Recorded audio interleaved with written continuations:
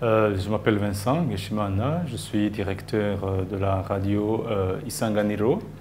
Radio Isanganiro, c'est une radio associative, indépendante, créée par un groupe de journalistes qui travaillaient dans un même cadre de médias, le studio Ijambo. Donc ils se sont regroupés, ils ont voulu créer un média qui parle au public, qui défendent les valeurs de démocratie et de réconciliation.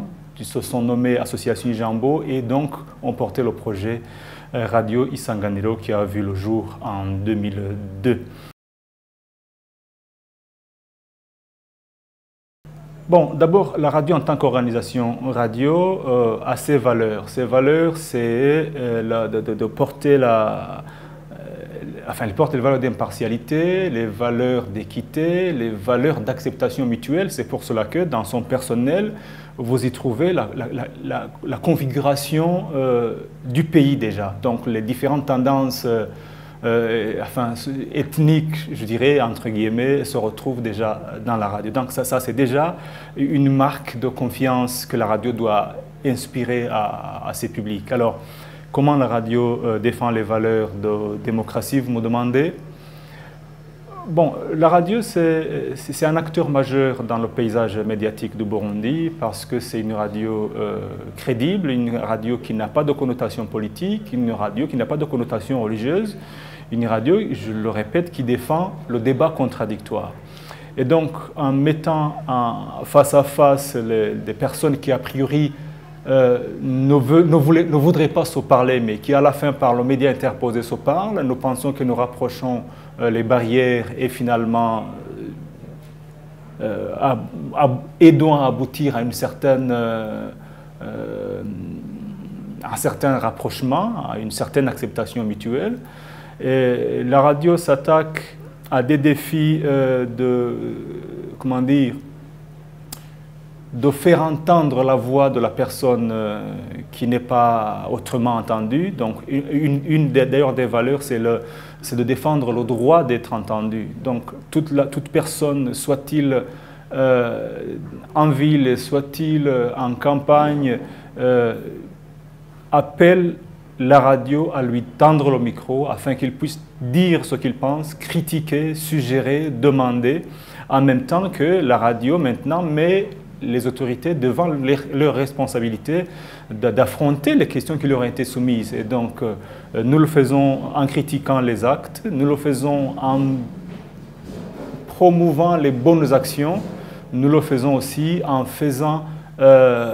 acheminant l'information utile publique au public. Voilà.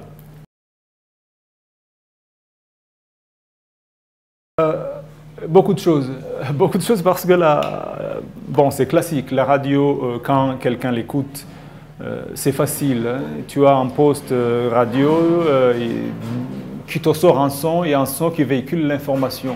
Mais tu n'as pas idée de ce que cette information coûte.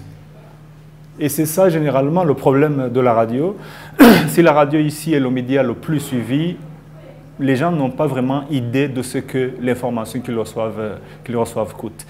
Et du coup, nous avons donc besoin de pouvoir arriver chez le citoyen, ce citoyen de fin fond des collines qui a le droit d'être entendu, mais qui n'arrive pas à pouvoir voir l'administrateur, lui dire ce qu'il pense, gueuler s'il faut. Donc il faut que la radio arrive là où il est pour lui donner le micro. Ça c'est un.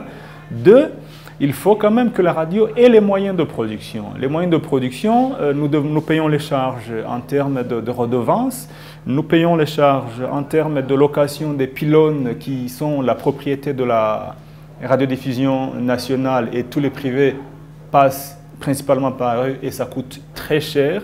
La radio paie à peu près 40 000 $ par an pour les 6 antennes de diffusion. Enfin, la radio voudrait bien avoir, en plus du matériel de production, améliorer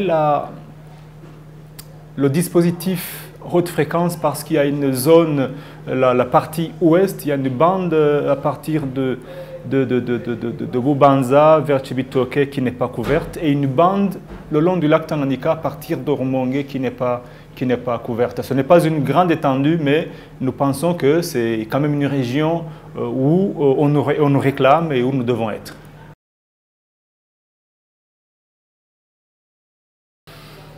Bon, nos engagements, c'est d'abord vis-à-vis des publics qui nous suivent, parce que la radio ne sera jamais forte si elle n'a pas le public avec lui. Nous savons bien qu'ils nous soutiennent, nous savons bien qu'ils sont là, et notre engagement, c'est donc toujours rester dans les normes de la déontologie, toujours leur fournir l'information dont ils ont besoin et être leur canal pour les revendications qu'ils veulent remonter. La deuxième chose, c'est que, en termes d'engagement, c'est de porter la radio, pour renforcer les moyens de fonctionnement, les moyens de développement. Cela passe nécessairement par, la consolidation de la gouvernance au sein de la radio. La radio, c'est une radio associative, je vous ai dit, et donc il doit y avoir des mécanismes d'échange d'informations, des mécanismes de contrôle et d'appui mutuel. Ça, c'est un chantier prioritaire.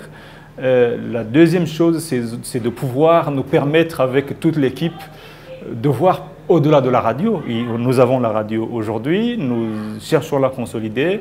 Pourquoi pas être multimédia sous peu.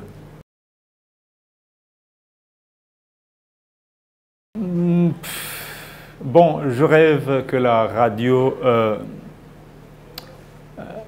génère d'autres projets, que la radio mette en place une télé, que la radio porte un journal écrit et que la radio se renforce sur le plan de cette passerelle diaspora résident, parce que pendant longtemps la radio a permis au débat, a permis à la diaspora de participer au débat intérieur dans différents forats, y compris lors des négociations. Donc c'est aujourd'hui plus que jamais l'occasion de renforcer son site notamment pour que cet échange d'informations perdure et se renforce.